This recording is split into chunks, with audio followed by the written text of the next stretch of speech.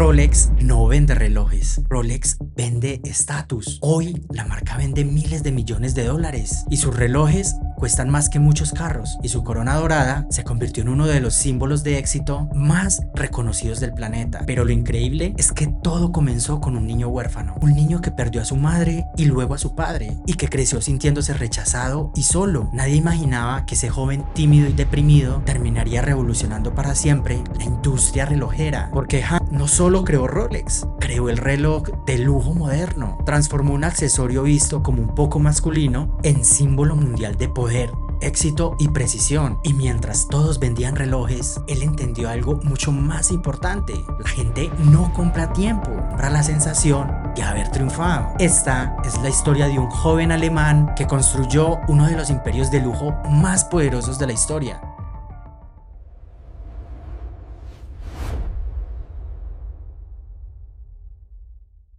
Un joven alemán terminó creando el reloj más famoso del planeta. Él perdió a sus padres siendo niño, vivió deprimido, se sintió rechazado gran parte de su juventud, pero tenía algo que millones de personas nunca desarrollan: visión. Mientras muchos pensaban que los relojes de bolsillo dominarían para siempre, él apostó por algo completamente diferente. Y no solo revolucionó una industria, creó un símbolo mundial de éxito, porque Rolex nunca vendió únicamente relojes, vendió estatus, prestigio y poder. Y Hans entendió algo que hoy utilizan todas las marcas multimillonarias: las personas no compran productos, compran cómo quieren sentirse. Esta es la historia completa de cómo un niño huérfano construyó uno de los imperios de lujo más poderosos de la historia.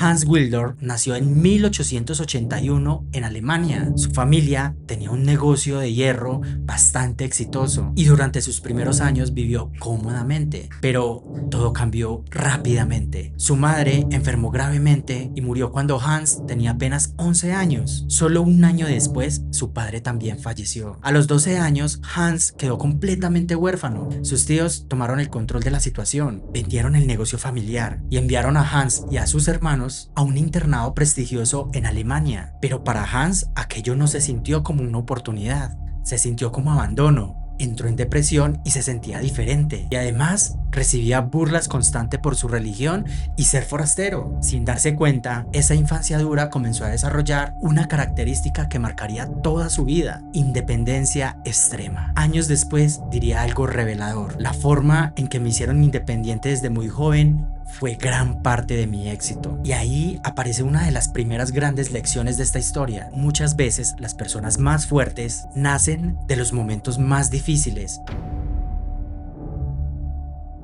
Para escapar emocionalmente de su realidad, Hans se obsesionó con estudiar. Leía constantemente, aprendió inglés, aprendió francés y desarrolló una enorme curiosidad por el mundo. Mientras otros jóvenes solo pensaban en sobrevivir, Hans pensaba en crecer. Entendió temprano que el conocimiento podría cambiar su destino. Un amigo suizo le hablaba constantemente sobre una ciudad llamada La Chance de Fonds, el corazón de la relojería suiza, y Hans quedó fascinado. Así que a los 19 años tomó una decisión radical. Abandonó Alemania y se mudó a Suiza. No tenía riqueza, no tenía apellido poderoso, no tenía contactos importantes, solo tenía hambre de construir algo grande.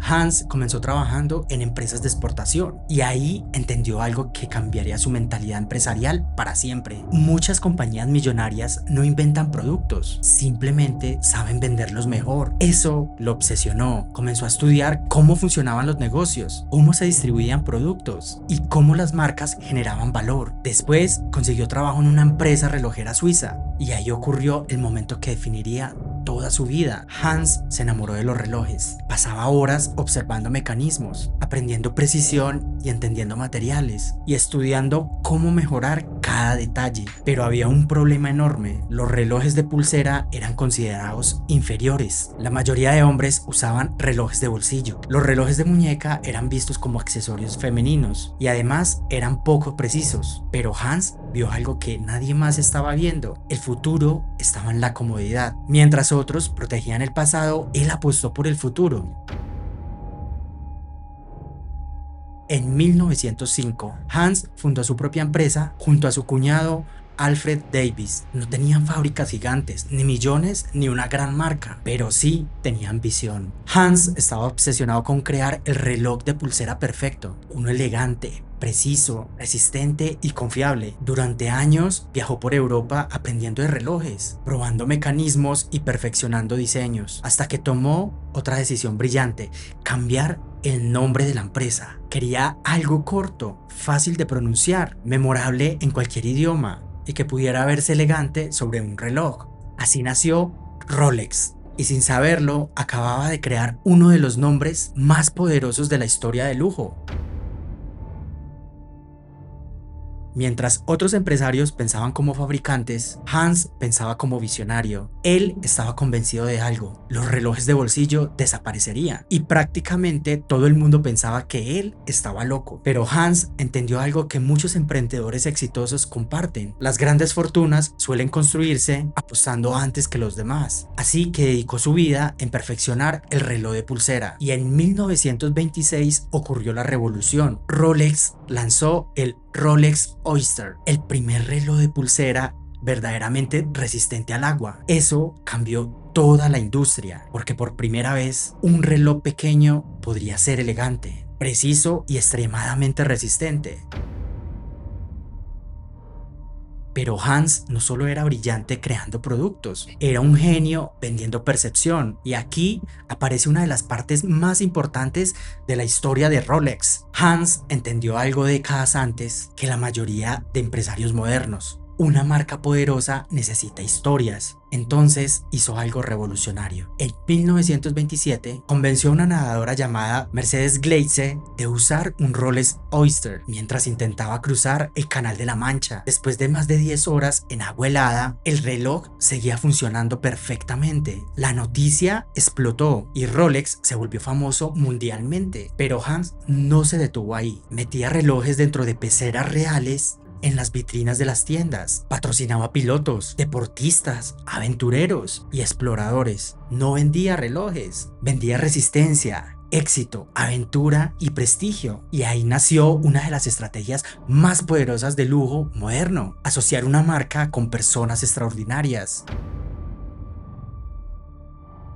Aunque Rolex crecía rápidamente, la vida personal de Hans seguía golpeándolo. Durante la Segunda Guerra Mundial, las ventas se pusieron difíciles. Además, muchos desconfiaban de él por ser alemán. Y entonces ocurrió otra tragedia: su esposa murió en 1944. Hans quedó devastado, pero en lugar de destruirse, transformó ese dolor en legado. Creó la fundación Wilsdorf, una organización benéfica que más tarde terminaría controlando Rolex. Y gracias a esa decisión, Rolex jamás salió a bolsa, nunca fue controlada por accionistas públicos, nunca dejó de pensar a largo plazo. Y ahí aparece otra lección brutal: las personas que construyen imperios piensan en décadas, no en meses.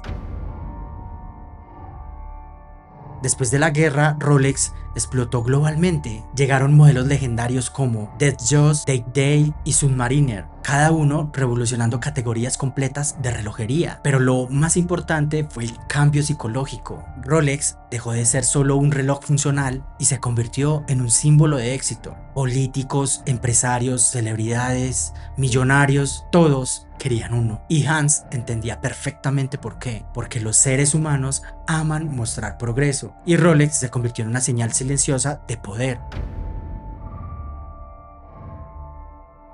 Hans Willdorf murió en 1960, pero su visión sobrevivió. Rolex sigue siendo la marca de relojes más reconocida del planeta. Produce alrededor de 1 millón de relojes al año y genera miles de millones de dólares, y muchos de sus modelos aumentan de valor con el tiempo. Lo increíble es que todo comenzó con un niño huérfano que simplemente se negó a vivir una vida pequeña. Hans no heredó un imperio, lo construyó, y quizás esa sea una de las lecciones más poderosas de toda esta historia: las circunstancias pueden marcar tu inicio, pero no están obligadas a definir tu final.